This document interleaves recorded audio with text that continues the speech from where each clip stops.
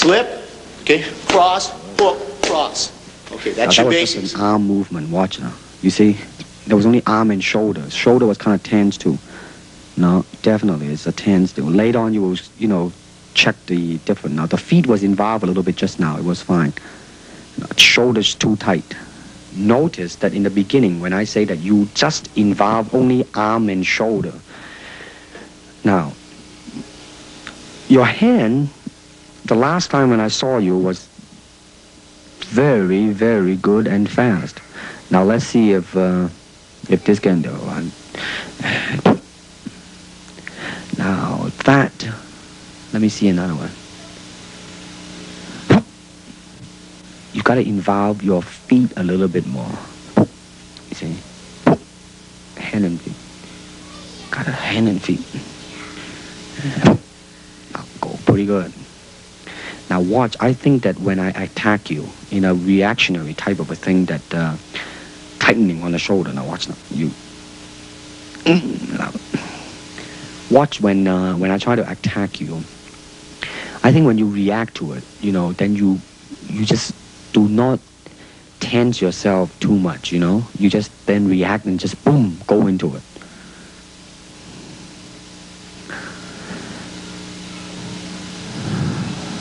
Now that, I just say, use only the hand just now, I say. Now boom. You see, when you move your hand and feet, boy, it makes a world of difference. You see, now, you should be a little bit more relaxed in the beginning. Aha. It's getting there, my friend.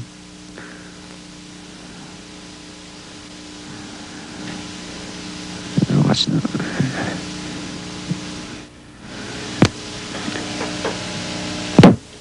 Good. That one was pretty good. Pretty good. No, that was a little bit too tight. Now watch this one. Good. Now that could be used in film. Here we go. Okay, let's say that this person is standing here. At this point, for purposes of illustration, I might use what they call the sachet, okay, that they use in Savate, which is like that, see? When I come in, I can go into Wing Chun. At that point, I might flow into Western boxing, okay? At another point, I might go into a lock similar that you might use in Jiu-Jitsu, and for the purpose of camera, I'll take the person down like this and lock the person here, and maybe go into any system that employs this type of lock, whether it be Jiu-Jitsu or Aikido or Kali or Penjak Silat. Now you notice that we went from system to system without a flow. Okay? I might stay out here, use any particular kick, break into Wing Chun range, and right from here, use a Muay Thai elbow, all right? And for the purpose of camera, I'm going to go slow and come into various lock position over here. Okay? This is what we call the Jeet Kune Do blend. It is not a system where we go from discipline to discipline without a thought process. And this is very important in the concept of JKD. The karate punch is like an iron bar, whack. A Jeet Kune Do punch is like an iron chain with an iron ball attached to the end, and it goes whang, and it hurt inside. What was that? Hayward Nishioka, the Japanese-American national judo champion, who is also a black belt holder in the Shotokan style of karate, ran a scientific test in a California university to find out the difference between a karate punch and a Jeet Kune Do punch. And the finding is that indeed the Jeet Kune Do punch is more powerful and destructive than the classical karate punch. And when you do punch, now I'm leaning forward a little bit, hoping not to hurt any camera angle. I mean, you gotta put the whole hip into it and snap it and get all your energy in there and make this into a weapon.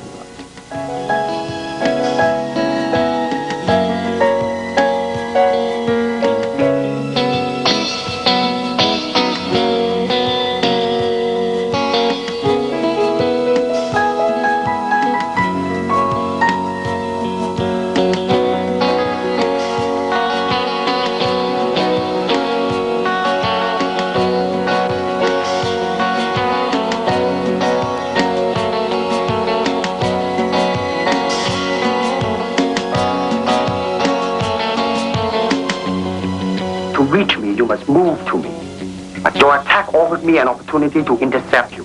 Don't charge him blindly. In combat, distance is a continually shifting relationship, depending on the speed, agility, and control of both fighters. It is a constant, rapid shifting of ground, seeking the slightest closing, which will greatly increase the chances of hitting the opponent.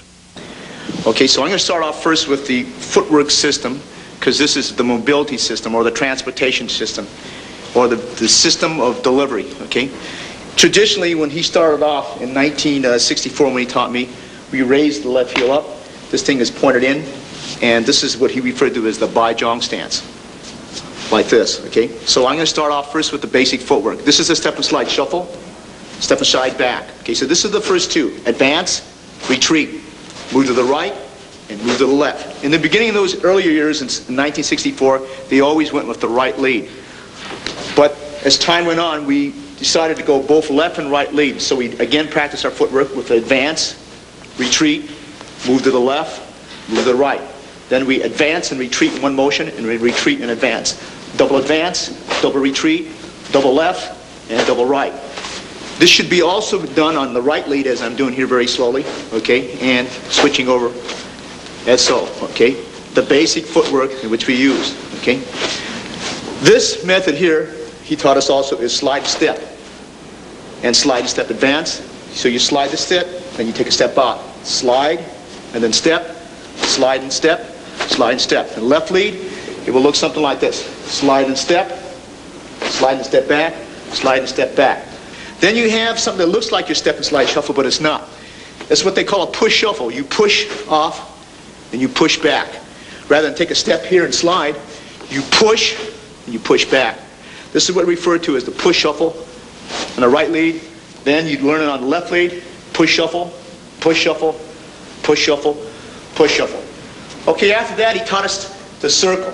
The circle we learned the quarter turn, which means I'm going to turn as if your opponent is here, we move. As if your opponent turns that way, you move, okay? Turns this way, we move. Turns this way, we move. Now your opponent's circling this way, so we move. So we learn to circle around like this. He circles this way, we move. Circles this way, we move. We do this again in the right lead also. Okay, so the man is circling this way, we move. Circles this way, we move. Circles this way, we move. Circles this way, we move. Circles this way, he moves. Then we reverse it. This way, your opponent's moving, so you just move laterally, move around, moving around, okay? All right, this is your transport system that we use, or what they call delivery system. This is on combination kicking. Now you will notice a difference. In the beginning, you tend to over-chasing yourself. In other words, you're covering too much distance. Therefore, when you kick, then your center of gravity is moving forward too much, and the form in kicking is greatly affected. Now, the reason you're going back because your body was leaning too much back. Now that's what is called a commitment kick. I mean, when you try to go through something, when you're trying to really kick to hurt, then you would lean back, but you won't do it in a combination kicking. Boom. No, you see, you are rushing yourself there. I mean, you should really, in the beginning, just take your time and just go boom and now. You see, you still, it's not so much on the physical. Mentally, you are chasing yourself out, Now, watch this now. In slow motion, bum and bum. But you see, the body line is always there instead of overreaching, you know what I mean? You kind of rest back. But as you progress on, though,